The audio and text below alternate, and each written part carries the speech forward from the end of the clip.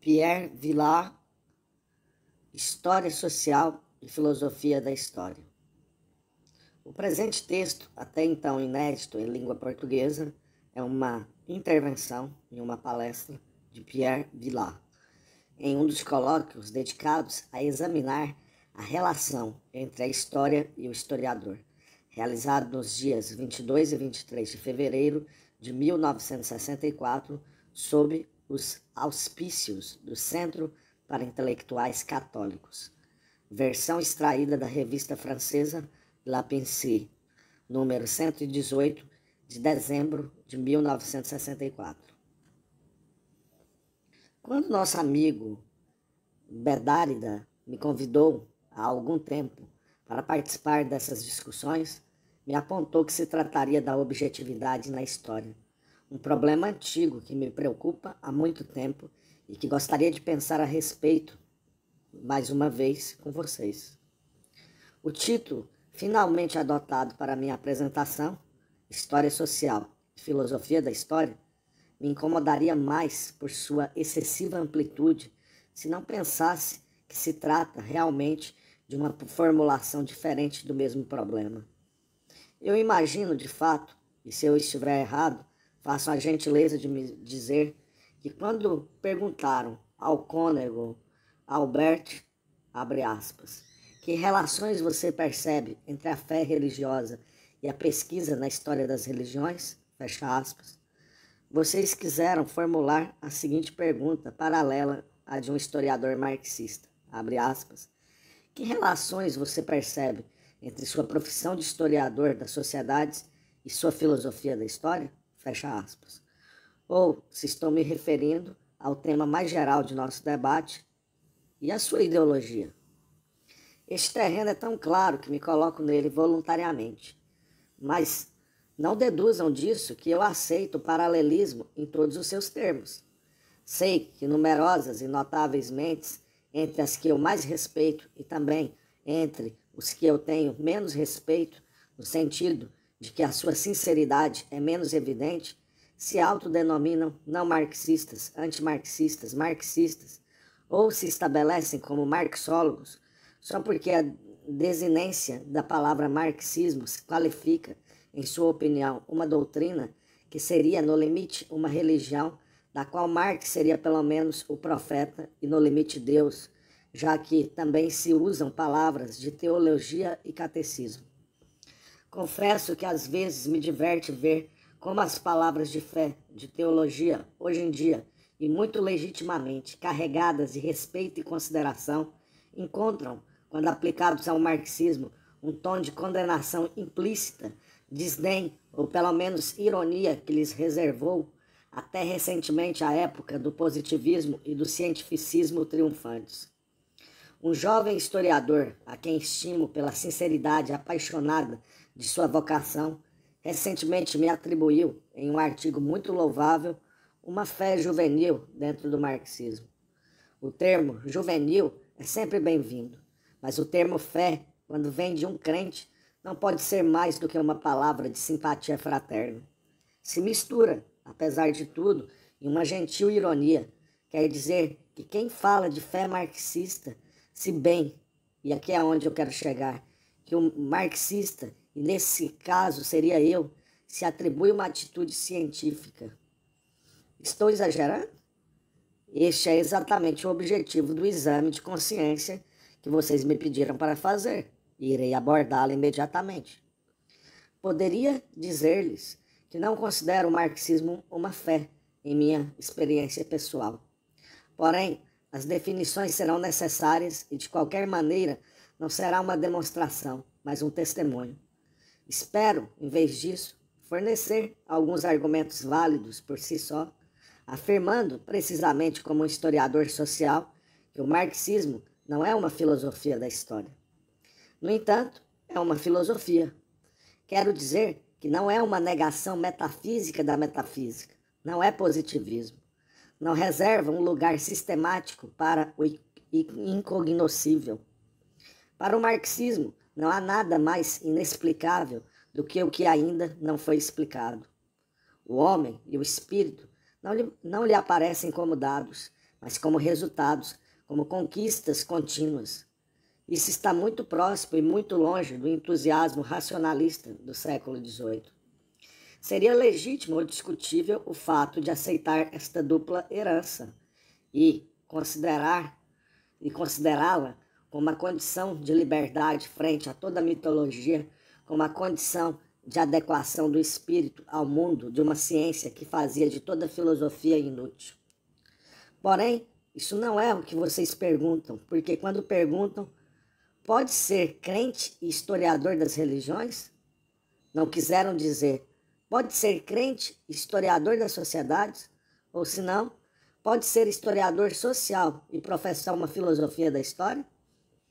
Uma filosofia da história é geralmente atribuída àqueles que acreditam que a história tem um sentido.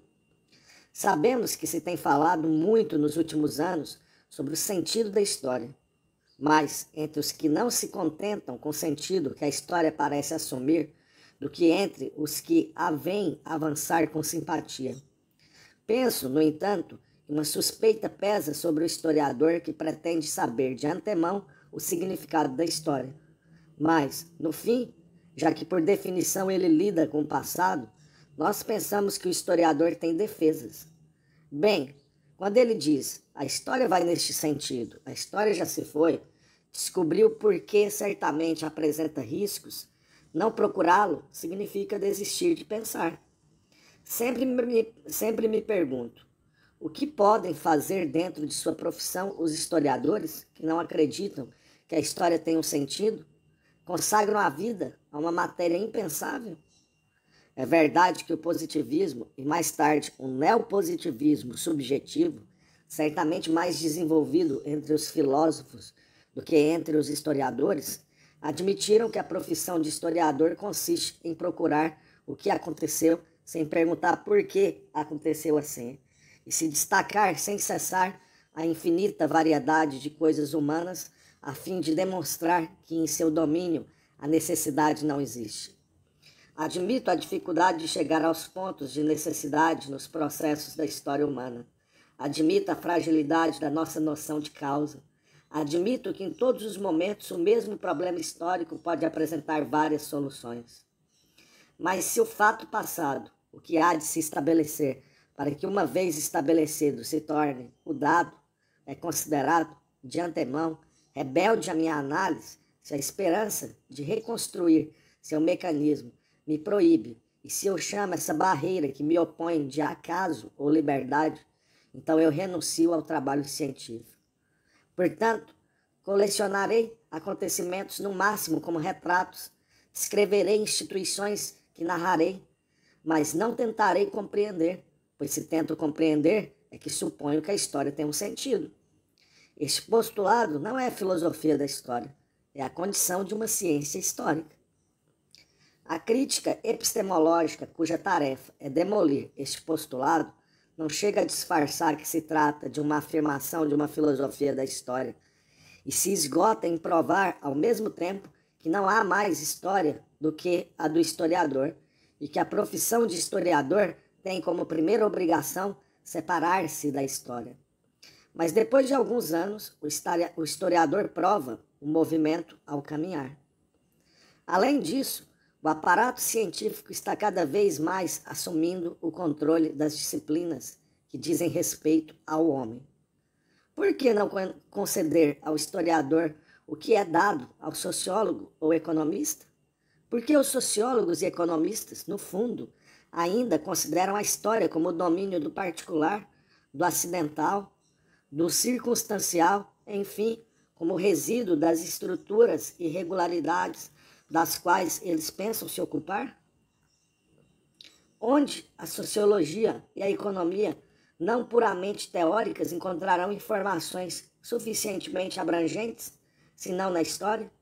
Estão longe de negar a utilidade, o interesse de uma busca pelas estruturas mais gerais, os ritmos mais repetidos, mas a história é a mudança de ritmo, a mudança de estruturas e a busca de uma explicação dessas mudanças. Marx percebeu isso tanto quanto nós e até melhor do que nós.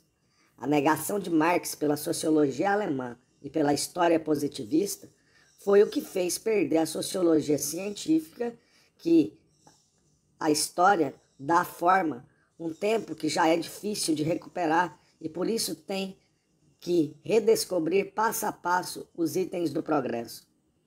Por um lado, Marx foi considerado como um filósofo da história durante um período em que foi menos lido e mais esquecido.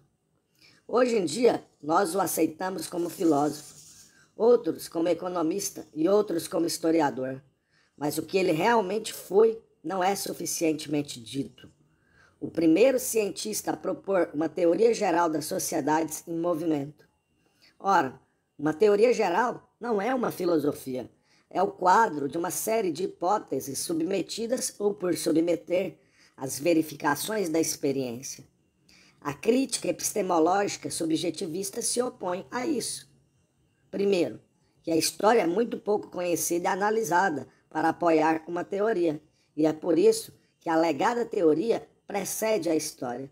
Segundo, essa história ignora a experimentação.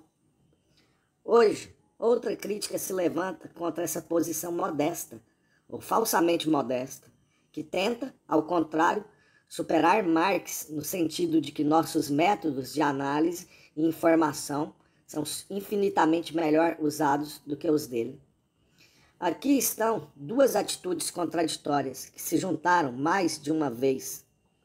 Nenhum nem outro me parecem justificados. O historiador no presente não deve ceder nem ao excesso de humildade, nem ao excesso de fingimento. Marx admitiu que podia teorizar, não porque tivesse orgulho de seu gênio, embora fosse seu direito, mas porque sabia de suas dívidas para com seus predecessores. Declaro que quando ouço repetir que Marx é articulado ou excedido, prefiro não pensar no que ele teria respondido, porque foi de caráter violento, se tivesse ouvido alguns de seus contemporâneos se expressarem dessa forma sobre Sir James Stewart, William Perry ou do próprio Aristóteles. Marx nunca acreditou que ele foi o primeiro a abrir o espírito humano para a investigação de suas próprias leis. Se ele lançou as bases de uma teoria, é porque outros já haviam descoberto modesta e ingenuamente estatísticas e demografia, o cálculo de probabilidade aplicado a eventos humanos, a lei do valor, produto líquido, produto global, trabalho produtivo e trabalho improdutivo, trabalho simples e trabalho complexo, noções que hoje só admiramos quando orgulhosamente os redescobrimos sob um vocabulário da moda, mas que ficam em segundo plano. Talvez você me oponha que não se trata de relações básicas de história, mas de economia política, como já foi dito, ou de ciência econômica, como se diz agora. É verdade, mas eles não vão me responder que também se trata de noções básicas de história social, porque precisamente o grande passo que Marx deu é ter estabelecido que se a economia política existe, se ela se constitui como ciência, primeiro, é a prova de uma possível objetivação do subjetivo, de uma necessidade global capaz de se manifestar a partir das aparentes liberdades individuais de escolha. Segundo, que se essas liberdades de escolhas econômicas conduzem a certas leis, as liberdades de escolha política não devem ser nem mais nem menos necessárias em cada nível individual ou global. Terceiro, que o econômico, o social e o político estão tão intimamente ligados que o verdadeiro objeto das ciências humanas é a história total. Imaginar que a história estava pouco avançada na época de Marx para oferecer os fundamentos de uma teoria é não entender o que Marx entendia por história. Ele concebeu a história no nível macroscópico, no nível de uma vasta realidade, que pela mesma razão foi fácil de dominar desde o início. A física não se propôs a investigar as partículas desde o início, mas primeiro dominou, ou pelo menos manipulou a matéria, antes de aprender sobre sua estrutura íntima. Da mesma forma, Marx formulou a hipótese sobre o destino do fenômeno capitalista com base na teoria geral das contradições internas do capitalismo. Ele sugeriu experiências que depois ocorreram em 1917 na União Soviética, na China e em Cuba. Deixe-me contar como na Universidade de Las Villas, em 1961, em Cuba, ouvi o que acredito ser a melhor definição de marxismo. E você verá que não é uma filosofia já estabelecida. O reitor desta universidade, ao receber um grupo de viajantes, do qual eu fazia parte, disse para surpresa geral, isto foi em 1961, abre aspas, a nossa universidade, doravante, finge ser uma universidade marxista-leninista, fecha aspas. Um visitante francês, que se considerava marxista, objetou imediatamente, abre aspas, o senhor terá, senhor reitor, pessoal qualificado para ensinar o marxismo? Fecha aspas. Abre aspas. Senhor, exclamou o reitor.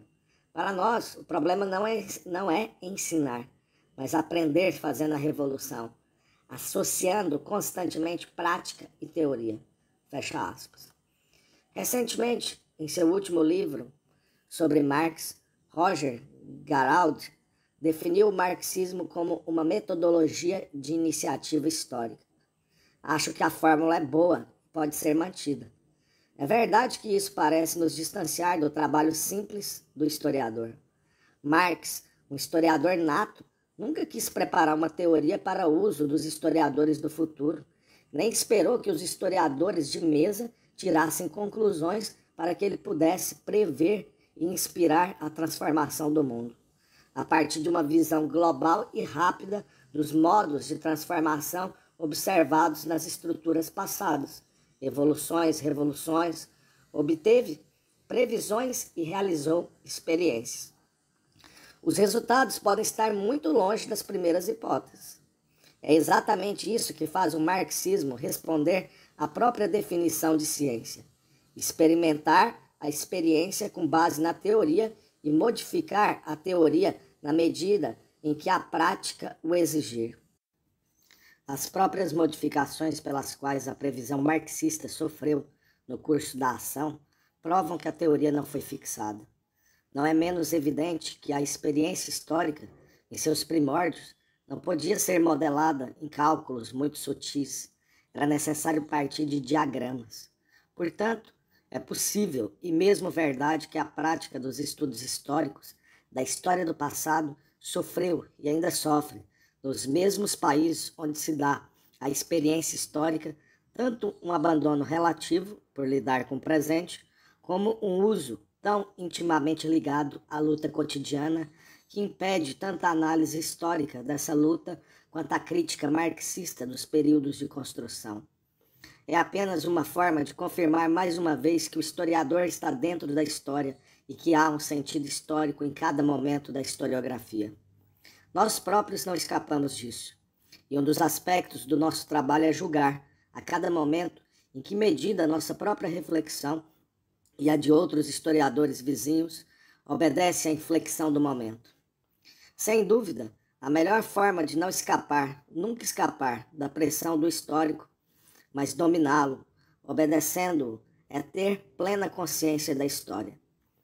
Então você tem de fazer um esforço para pensar sobre a história teoricamente, em vez de se deixar levar por ela empiricamente.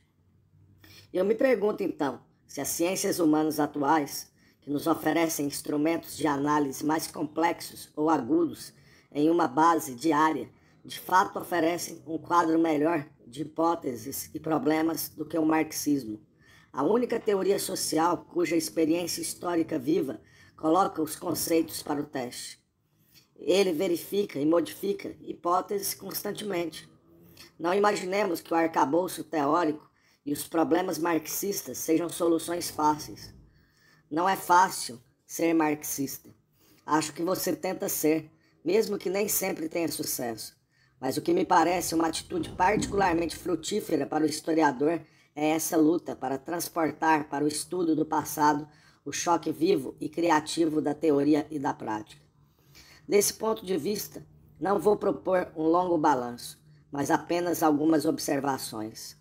Alguns pontos onde o marxismo parece ajudar e esclarecer minha tarefa cotidiana como historiador, como teoria, como instrumento crítico e como dialética construtiva. 1. Algumas evidências da teoria.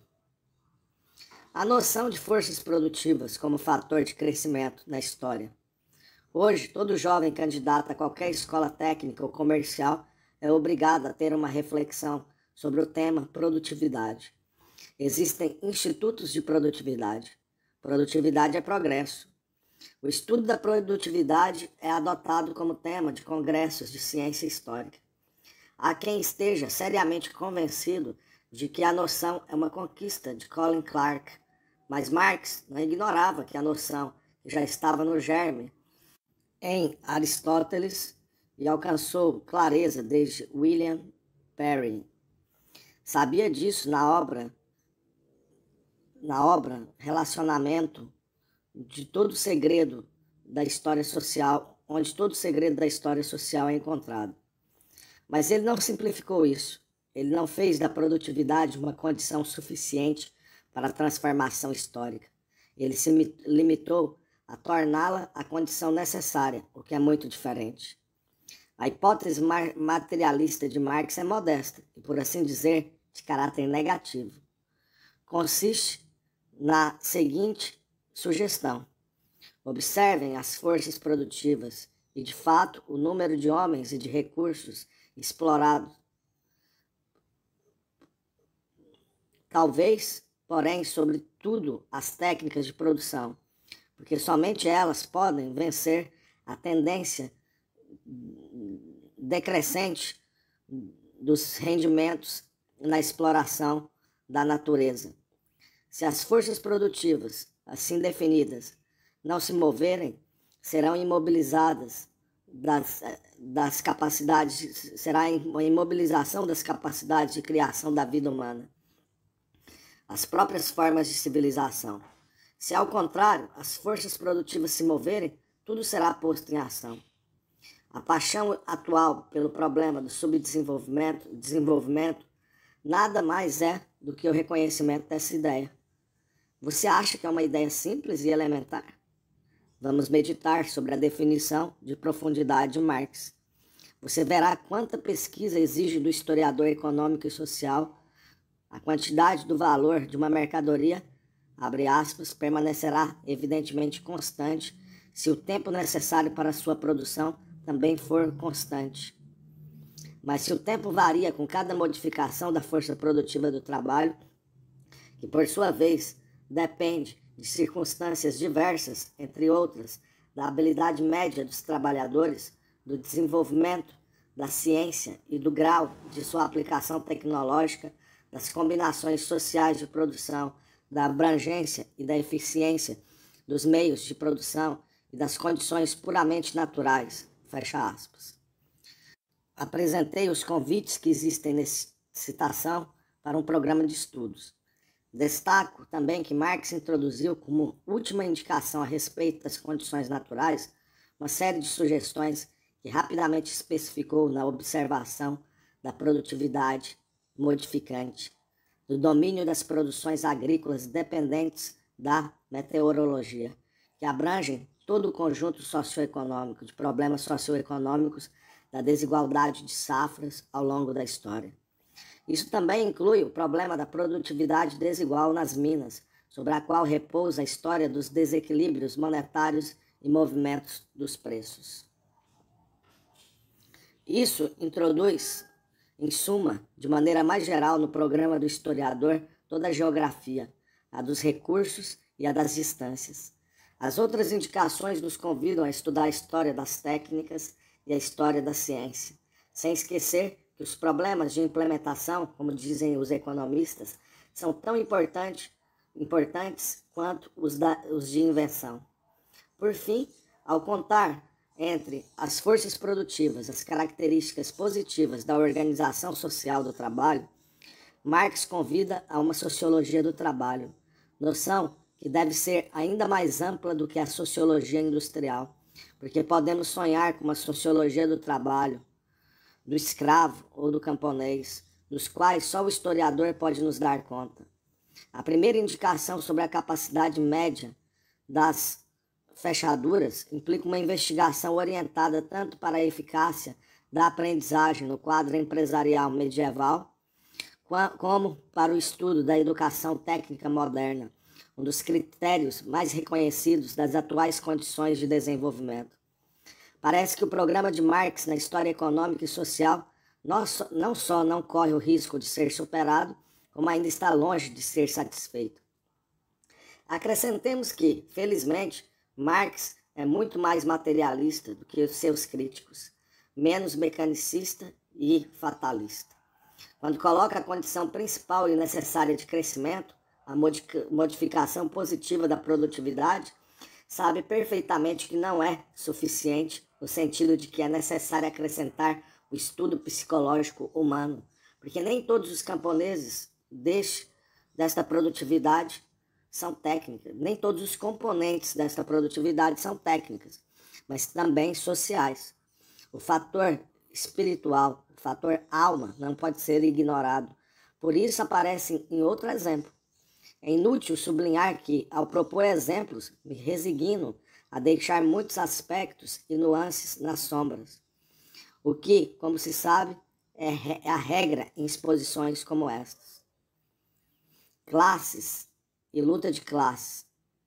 Dentro do problema da luta de classes, tão caracteristicamente marxista, considerarei apenas uma definição de sutileza aparente, que é de fato uma ideia fundamental e excepcionalmente frutífera.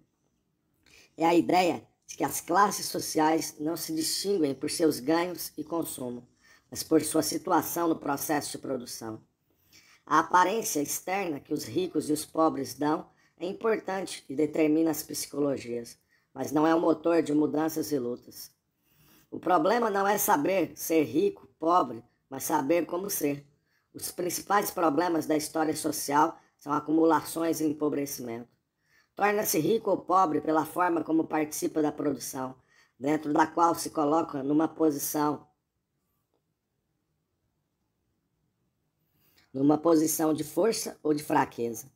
O que constitui um fato social significativo e esclarecedor é o mecanismo de acumulação, que é o modo de dedução sobre a produção. Vamos agora refletir sobre os desenvolvimentos recentes na história socioeconômica. Todos eles podem ser agrupados, creio eu, em torno dessa mudança de perspectiva. Estudar mais enriquecimento e empobrecimento do que riqueza e pobreza. Não os pobres e ricos, mas os produtores de valor e acumuladores de mais-valia. Não se deve acreditar que essas noções se limitam à sociedade capitalista e industrial. Toda a história agrária da Europa Ocidental até a Revolução Econômica e Industrial e até a Revolução Social Antifeudal gira em torno das seguintes noções marxistas elementares: o modo de produção e as relações sociais de produção.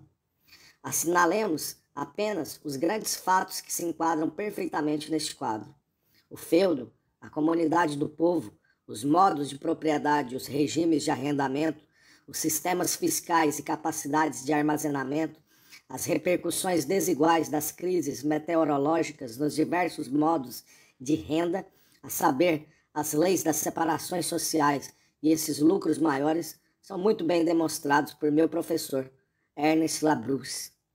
E de forma mais geral, toda a evolução do mundo rural, desde o surgimento e libertação do camponês, até a gênese do servo, até a gênese do camponês capitalista, um dos capítulos do modelo de O Capital, eles dão um desejo real de sorrir quando, lidando diariamente com essas noções vivas, se ouve este ou aquele filósofo, daqueles que cuidam de todo o contato com a pesquisa. Classificar Marx como filósofo da história da maneira como o fizeram no século XIX e que a sociologia do século XX tem o direito de considerar como desatualizado. Pelo contrário, para os problemas cotidianos que se colocam ao historiador social, Marx aparece realmente como o primeiro teórico de uma sociologia histórica, como o primeiro produtor de conceitos e modelos básicos, perfectíveis e modificáveis, certamente, mas hoje ainda são os únicos, aqueles em existência. correspondência entre forças, modos e relações de produção. Gostaria de dar um exemplo de minha pesquisa científica, onde parece haver uma grande evidência da teoria da correspondência da lei entre as forças produtivas e os modos de produção e as relações sociais de produção, que é uma lei das mais incompreendidas e menos exploradas. O que isso significa? Simplesmente o fato de que, quando as forças produtivas são modificadas, os modos de produção, conjuntos muito maiores de hábitos e estruturas ao mesmo tempo técnicas, sociais e psicológicas, são forçados a mudar. É assim que as relações de produção, sociais de produção, isto é, o modo de propriedade e as relações entre as classes sociais não podem ser sustentadas. Se forem mantidas pela força, interrompem o processo de crescimento.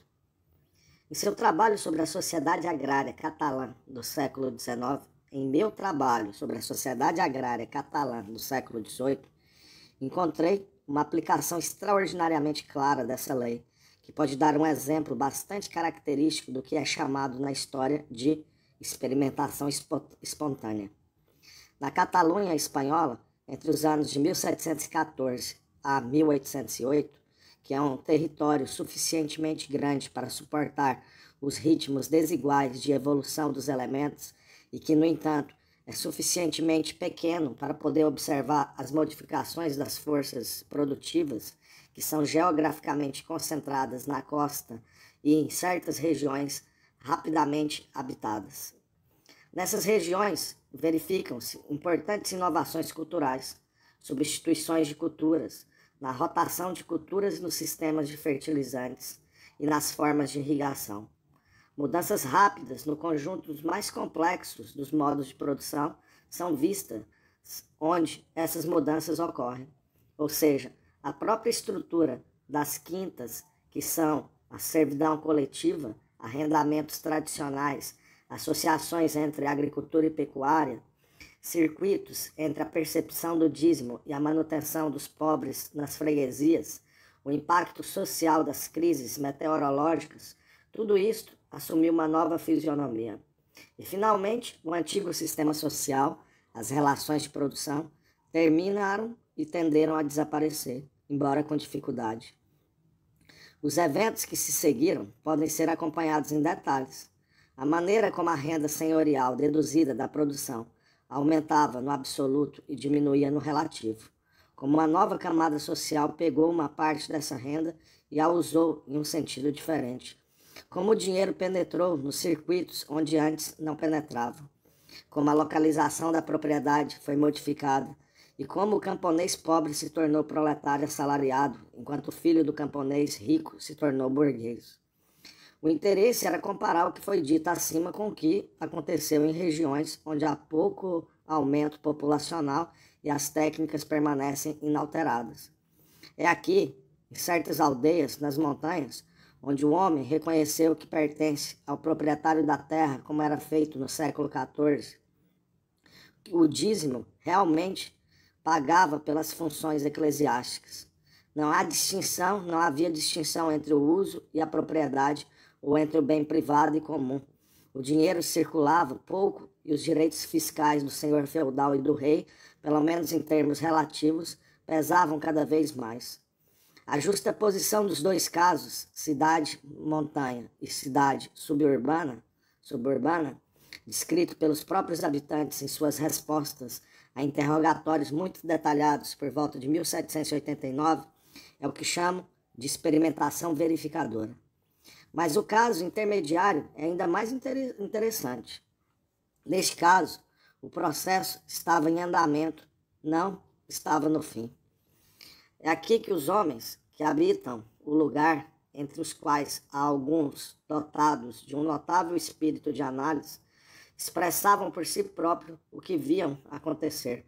As inovações técnicas impossibilitavam os métodos tradicionais de produção e modificavam a psicologia das classes sociais em torno da economia.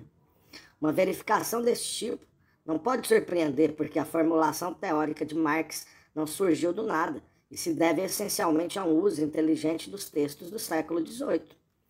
O profundo conhecimento da etapa feudal capitalista inspirou Marx a fazer sua generalização e, posteriormente, suas hipóteses sobre a usura e a mudança necessária de todas as relações sociais com base nas novas demandas de cada técnica.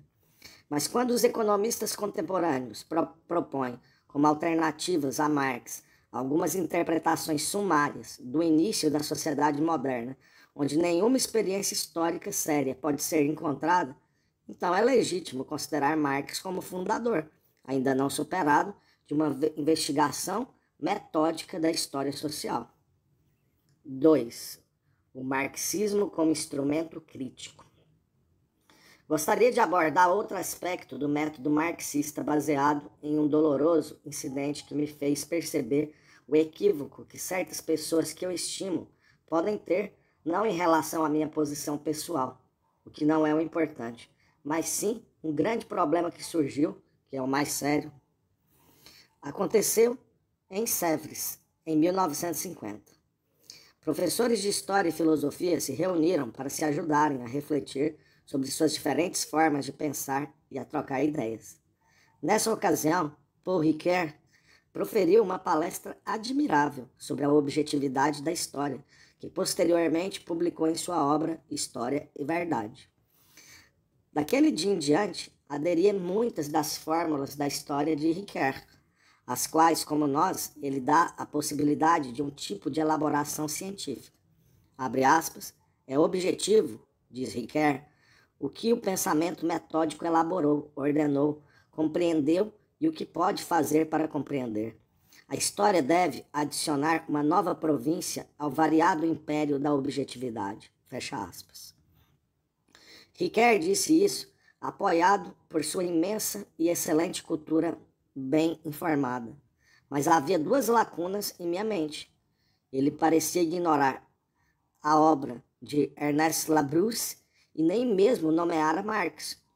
Fiquei surpreso, porque este ordenamento, este entendimento, nesta história fundamentada, pode-se ignorar aquele que propôs os fundamentos e formulou as regras especiais, se acredita que essas regras são possíveis e querem usá-las. Sobre isso, Paul Ricoeur não disse nada. Ele respondeu muito secamente que não estava interessado em Marx, na medida em que ele não tinha sido um filósofo crítico. Eu tentei responder, mas o presidente da sessão me interrompeu dizendo, um pouco gritando, que nós não estávamos em Praga e que não poderia impor a ditadura de um pensamento. Não disse uma palavra. Era a época da Guerra Fria. Desde então houve progresso. Mas o que me entristeceu naquele dia não foi a brutalidade inesperada de um incidente que eu não conhecia. Sinto-me culpado. O que me entristeceu foi a incompreensão de Ricoeur sobre Marx, uma vez que Paul Ricoeur é muito escrupuloso e maravilhosamente aberto, porque é possível que Marx seja um filósofo não crítico. Onde estaria a crítica, então? Marx foi o primeiro que exigiu dos homens, quando você pensa em algo, primeiro pergunte-se por que você o pensa. Quando você ouvir algo, pergunte-se primeiro quem diz isso e por que o dizem. Esta é uma extensão singular da famosa crítica interna, abre aspas, do historiador, a que os hábitos clássicos se reduzem muito a um teste ingênuo de sinceridade, habilidade, de simulação elementar. A crítica marxista do testemunho é outra coisa, é uma crítica sociológica do conhecimento. Não torna as atitudes e o pensamento um absoluto irredutível e dependente apenas do indivíduo. A crítica busca nessas atitudes e pensamentos não simples razões de interesse material, como às vezes se acredita, mas um fundamento no espaço social e um fundamento no momento histórico. Fundamentos que não podem ser ignorados pelas análises literárias e filosóficas. A crítica marxista de textos e a investigação de textos seriados, que têm um significado global para uma classe e uma época, tem uma função totalmente diferente do simples. Crítica interna do testemunho. É o próprio fundamento de uma ciência histórica, da qual um de seus postulados essenciais deve ser a seguinte frase de Marx: não podemos julgar uma época pela consciência que ela tem de si mesma. Não podemos nos julgar sob a consciência que pensamos ter. O marxismo exige de todo historiador um perpétuo exame de consciência, uma perpétua crise de consciência, uma consciência que os detratores do marxismo esquecem. Paul Ricoeur insistiu na Revolução Copernicana de Kant, para a qual não nego a importância. Mas eu queria dizer a ele, se eles tinham me dado tempo naquele dia, tivessem me dado tempo naquele dia, que a verdadeira Revolução Copernicana, que obriga o homem a não mais se considerar um indivíduo no centro das coisas, foi feita por Marx. Roger Garaldi expressou essa ideia recentemente em seu novo livro. Fico feliz em encontrá-lo ali e nas conclusões de Tolstói em seu livro Guerra e Paz, sobre a Revolução Copernicana, quando refletia sobre a sociologia das guerras. Curiosamente, Tolstói escreveu as seguintes linhas no mesmo ano da publicação do primeiro livro de O Capital. Abre aspas. No primeiro caso, o de Copérnico, foi necessário renunciar à sensação de imobilidade no espaço e admitir um movimento que os sentidos fizeram não perceber. No caso, em apreço, é necessário renunciar a essa liberdade de que temos consciência e reconhecer uma dependência que não sentimos. Fecha aspas. Um método crítico singularmente fecundo para o historiador é admitir, de acordo com a filosofia de Marx, que a única forma de conquistar nossa liberdade é, antes de tudo, saber que não somos livres e em que sentido não somos. E isso é, primeiro, descartar da história todas as interpretações ingenuamente idealistas nas quais os personagens hieráticos fazem qualquer coisa, não importa quando. E mais tarde, para que o historiador, em matéria de objetividade, antes de tudo, combata as ilusões sobre si mesmo. Porque o marxista, naturalmente, é o último a contestar a seguinte fórmula, abre aspas, o historiador está na história, fecha aspas. Porque esta é uma das convicções mais evidentes para poder criticar suas fontes e seus antecedentes. Resta apenas a sua subjetividade, abre aspas, apresentamos, diz Ricoeur, que existe uma boa e uma má subjetividade no historiador, fecha aspas. E nós, desde que dissemos bom ou mal, fizemos uma seleção. E essa seleção é gratuita? A operação crítica deve reiniciar. Prefiro propor a seguinte regra. A consciência dos elementos objetivos que determinam a subjetividade do historiador deve dar-lhe, por meio do exercício de sua profissão, a capacidade de penetrar na subjetividade dos homens do passado, a fim de conduzir a uma concepção objetiva das relações entre eles. O objetivo e o assunto efetivo, que é a fase suprema da união entre a ciência e a filosofia. O essencial é pensar que o objetivo e o subjetivo se criam reciprocamente, dialeticamente, sem cessar, porque essa é a própria relação que une matéria e espírito. As conquistas do historiador, até aqui, já são imensas. Estou a pensar no século XVIII espanhol, em que durante anos se tentou compreender o segredo das brigas absurdas sobre as influências, a francesização, a não francesização deste ou daquele autor privilegiado, quando tão pouco quanto se analisa o seu aprofundamento, nela se encontram as fontes espirituais e intelectuais, nas condições e contradições da vida, nas suas exigências e deficiências. Para ver a virada de 1750 sendo desenhada, tanto na Espanha quanto na França, internacionalmente e não localmente, abre aspas, a França começou a discutir sobre os cereais, fecha aspas, não da fantasia de algum Voltaire, mas das estruturas nascentes do grande comércio e da conjuntura de crises. Não se trata apenas de fazer um modelo das crises e um modelo das revoltas.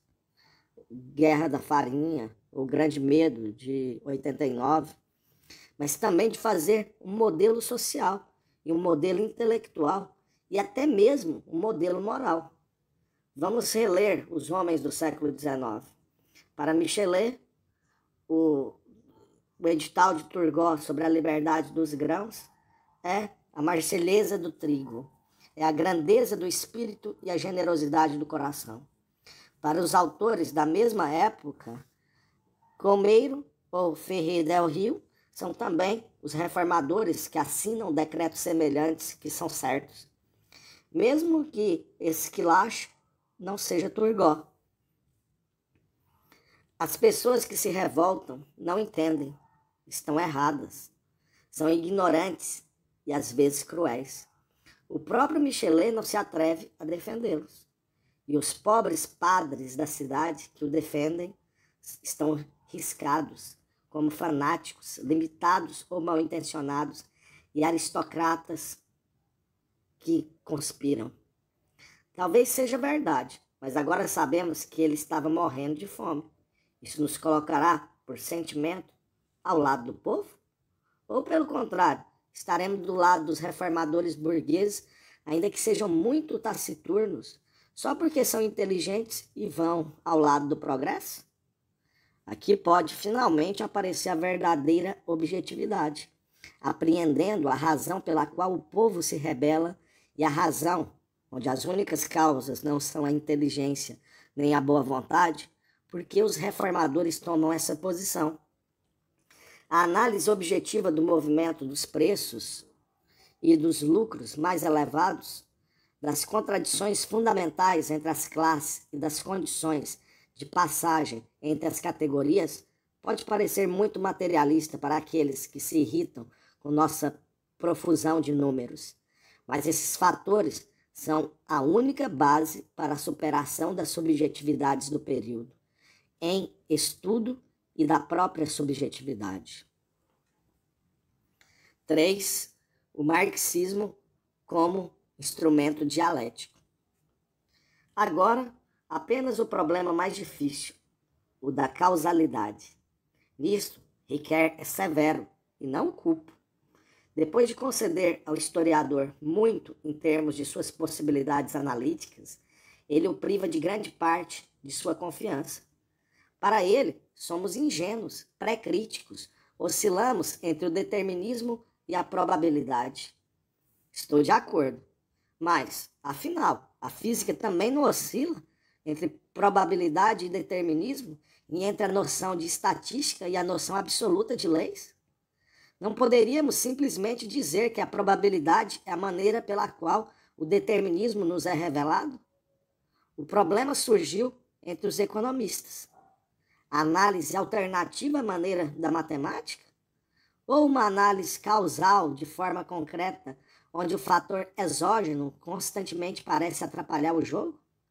Para o historiador, a escolha é entre uma simples história raciocinada, sem dúvida a mais razoável até agora, e uma síntese dialética que dará conta das totalizações. Sartre, apoiando isso, tenderia a condenar a análise, mas seus exemplos se transformam em verbalismos que obviamente não vêm de um historiador. A recomendação dialética de Marx é muito menos ambiciosa e mais lucrativa. Consiste em praticar a análise, sem esquecer que a síntese do todo nunca será a simples soma das partes analisadas. Na prática da abstração, em usar a teoria, também o esquema, mas sem nunca esquecer que o real é complexo e que é sempre, em certa medida, particular. Em nunca usar a noção de causa, a não ser na luta teimosa contra toda a tendência da unilateralidade, das explicações atuais, da ação sem interação. Talvez seja uma concepção banal da dialética, mas é um tipo de banalidade que ainda pode nos ensinar muito, pois muitas vezes existem banalidades fundamentais que não são levadas em conta. Ainda não encontrei mais do que um meio simples e modesto para realizar a conjunção necessária entre indução e dedução, entre análise e totalização, entre a verificação dos ciclos e a certeza dos passos progressivos. O meio é considerar todo fenômeno histórico, ou seja, todo fenômeno social em vias de mudança, de 3 formas sucessivas. Considerá-lo, em primeiro lugar, como signo, para proceder às constatações e análises. Considere isso, então, como o resultado, olhando para trás.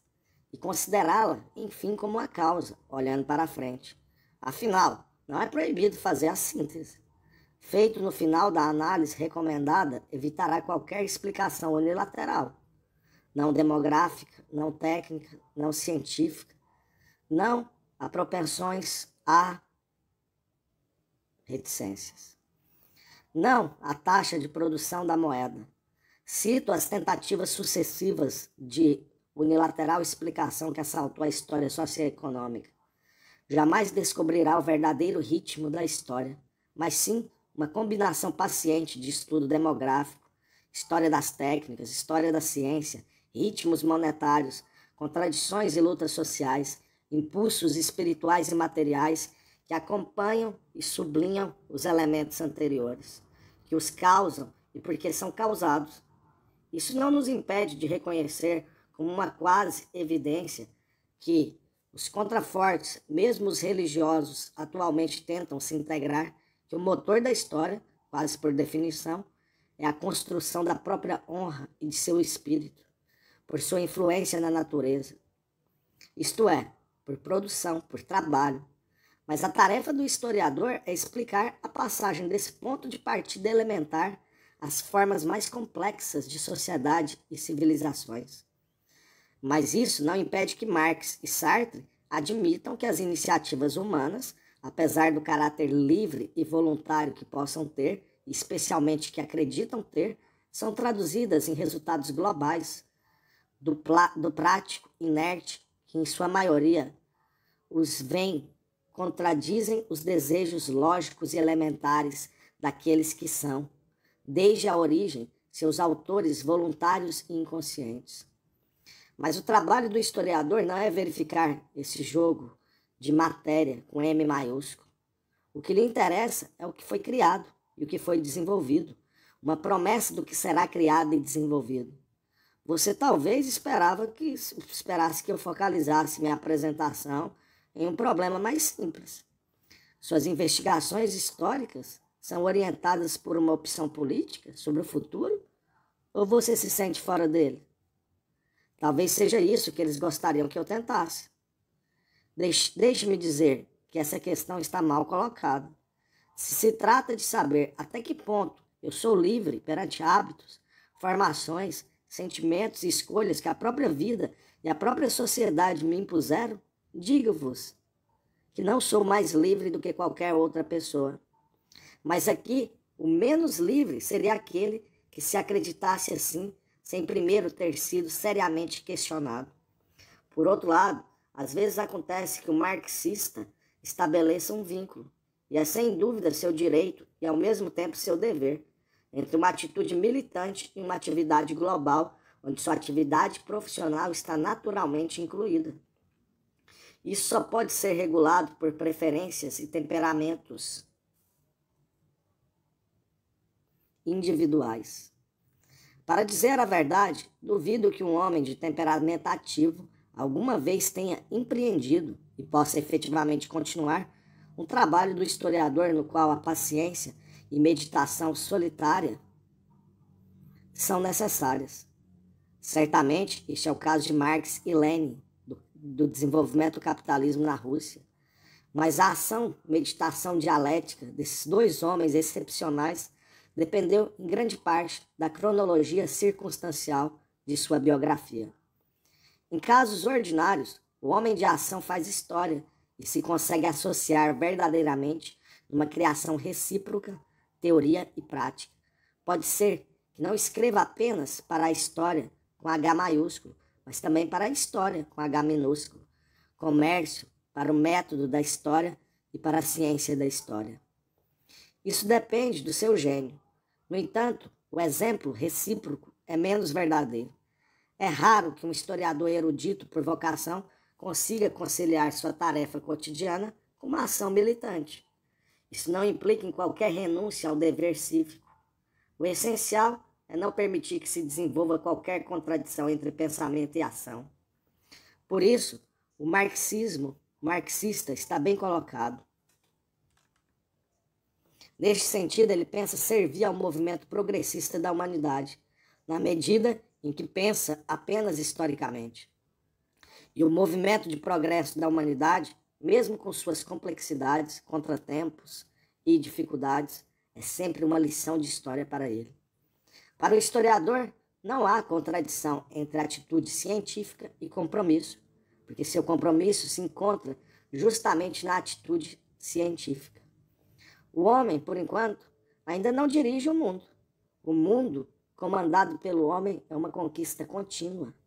O império da necessidade, da história que ainda é natural, ainda é imenso. E mesmo na construção de um mundo científico, ainda existem vários processos espontâneos, em resultados singulares. É por isso que a análise, a teoria, a prática da matéria que faz a história não bem nem podem cessar. A retificação é talvez a tarefa mais contínua que a reflexão e a ação propõem ao pensamento científico. Deixe-me voltar à história e verdade, para tomar emprestada a conclusão de Ricoeur, apesar de nossas divergências. Abre aspas. A história sempre procede da retificação da ordem oficial e pragmática de seu passado pelas sociedades tradicionais. Essa retificação não difere daquela feita pela física em relação à primeira ordem de aparências na percepção e nas demais cosmologias. Como tributária, essa, de fato, é o caminho. Cosmologias, mágicas e alquimias. E depois as físicas. As mitologias, as histórias, as crônicas arranjadas e mais tarde, não repentinamente, mas progressivamente, a história total. Fecha aspas. Pierre Vilar, História Social e Filosofia da História.